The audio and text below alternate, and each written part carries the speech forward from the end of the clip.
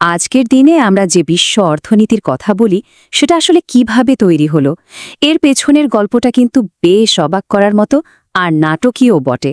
চলুন সেই গল্পটাই আজ শোনা যাক। মানে আমাদের সবার জীবনই তো কোনো না কোনোভাবে এই গ্লোবাল ইকোনমির সাথে জুড়ে আছে, তাই না? কিন্তু এই যে এত বড় একটা সিস্টেম, এটা কি সবসময় এমনই ছিল? এটা ঠিক কিভাবে গড়ে উঠল? চলুন আজ এই প্রশ্নটারই উত্তর খোঁজা যাক একটু ইতিহাসের পাতা উল্টে। তো আমাদের গল্পের শুরুটা হবে অনেক অনেক আগে থেকে, আধুনিক যুগ আসারও বহু আগে, যখন বিশ্বজুড়ে যোগাযোগের বীজ বোনা হচ্ছিল। অনেকেই ভাবেন যে বিশ্বায়ন বা গ্লোবালাইজেশন হয়তো খুব নতুন একটা ব্যাপার, কিন্তু সত্যিটা হলো হাজার হাজার বছর ধরেই মানুষ ব্যবসা, ভ্রমণ আর চিন্তাভাবনার আদান প্রদান করে আসছে। এখন যা দেখছি সেটা হলো তারই একটা অনেক দ্রুতগতির সংস্করণ। তার মানে সেই প্রাচীনকালেও কিন্তু যোগাযোগের একটা বিশাল নেটওয়ার্ক ছিল। যেমন ধরুন সিল্ক রোডের কথা, এটাকে তো বলা যেতে পারে সেই আমলের ইন্টারনেট, কারণ এর মধ্য দিয়ে শুধু যে মশলা, কাপড় বা দামি ধাতু যেত তা কিন্তু না, এর সাথে সাথে ছড়িয়ে পড়ত জ্ঞান, নতুন নতুন ধারণা, বিভিন্ন ফসল আর হ্যাঁ, দুর্ভাগ্যবশত রোগও। আচ্ছা, এবার একটু সময়টা এগিয়ে নিয়ে যায়, চলুন ১৯ শতকে।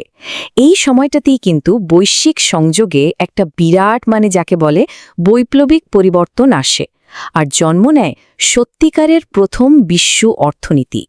১৯ শতক সবকিছু যেন ওলটপালট করে দিল। স্টিমশিপ আর রেলওয়ের কারণে পৃথিবীটা অনেক ছোট হয়ে এলো। টেলিগ্রাফের আবিষ্কার তো ছিল এক কথায় অবিশ্বাস্য।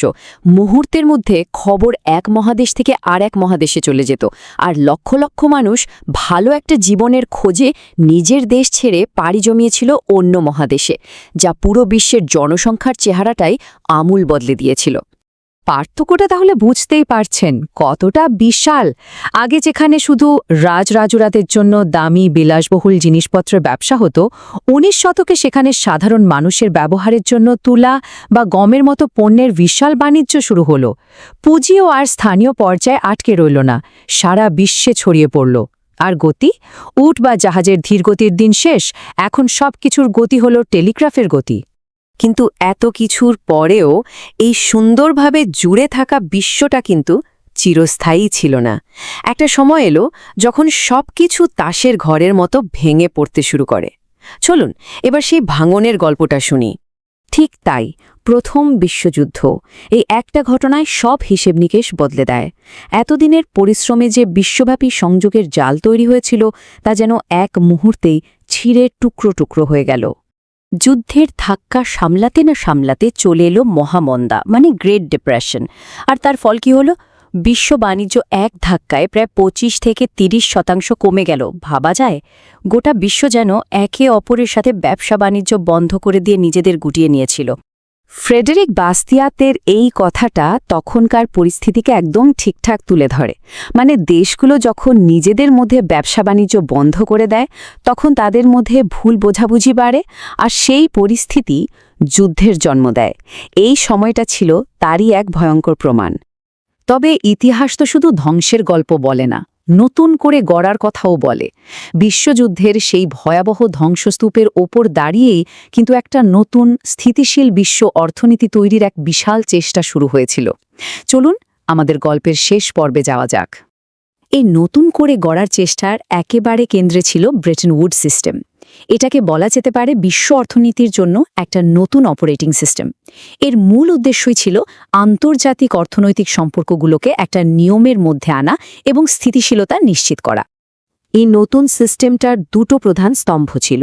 এক, আন্তর্জাতিক মুদ্রা তহবিল বা IMF, যার কাজ ছিল বিভিন্ন দেশের মুদ্রার বিনিময় হারকে স্থিতিশীল রাখা। আর দুই, বিশ্ব ব্যাংক, যার মূল দায়িত্ব ছিল যুদ্ধে বিধ্বস্ত দেশগুলোকে আবার গড়ে তোলা আর উন্নয়নের জন্য ঋণ দেওয়া। আর জানেন, এই সিস্টেমটা কিন্তু দারুণভাবে কাজ করেছিল।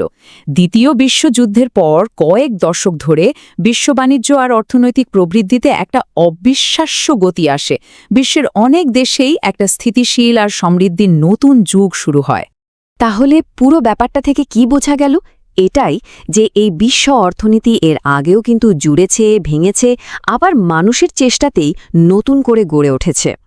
তাহলে এখন প্রশ্নটা হলো, বর্তমানের সব চ্যালেঞ্জকে সামনে রেখে এর পরের অধ্যায়টা ঠিক কেমন হতে যাচ্ছে? এটা কিন্তু আমাদের সবাইকে ভাবাবে।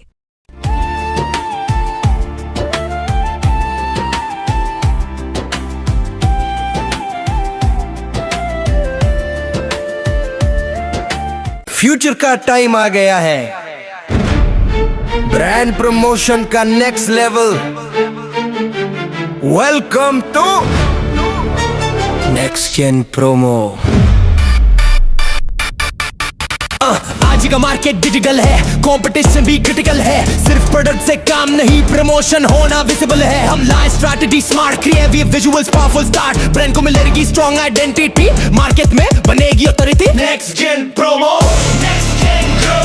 ब्रांड को मिले फ्यूचर का boost. Next gen promo, smart promotion, digital world में स्ट्रॉन्ग पोजीशन। स्टार्टअप हो या बिजनेस बड़ा, हर ब्रांड को चाहिए नया पड़ाव। स्टोरी टेलिंग से impact create, audience connect, that is great. Video ads, brand inflow, हर प्लेटफॉर्म पे ब्रांड को grow. Next generation marketing plan, यही है सक्सेस का new scan. Next gen promo, don't just promote, promote smart, promote next जेन।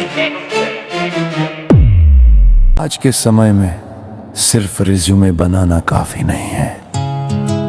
जरूरी है कि लोग आपको समझें, आपकी स्किल्स को जानें और आपकी कहानी सुने। आज सोशल मीडिया पर जो दिखता है वही बिकता है। इसीलिए हम लाए हैं रिज्यूम एक्सप्लेनेशन वीडियो सर्विस, जहां आपका रिज्यूम ये प्रोफेशनल तरीके से या आसान भाषा में समझाया जाता है। दिखो, इससे बनती है आपकी करियर रेपुटेशन और मजबूत होती है आपकी सोशल रेपुटेशन। जब आप अपना रिज्यूम वीडियो सोशल मीडिया पर शेयर करते हैं तो लोग आपको सिर्फ नाम से नहीं, आपकी काबिलियत से पहचानते हैं।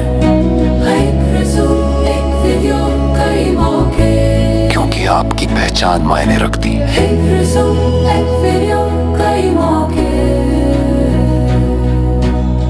क्योंकि आपकी पहचान मायने रखती है।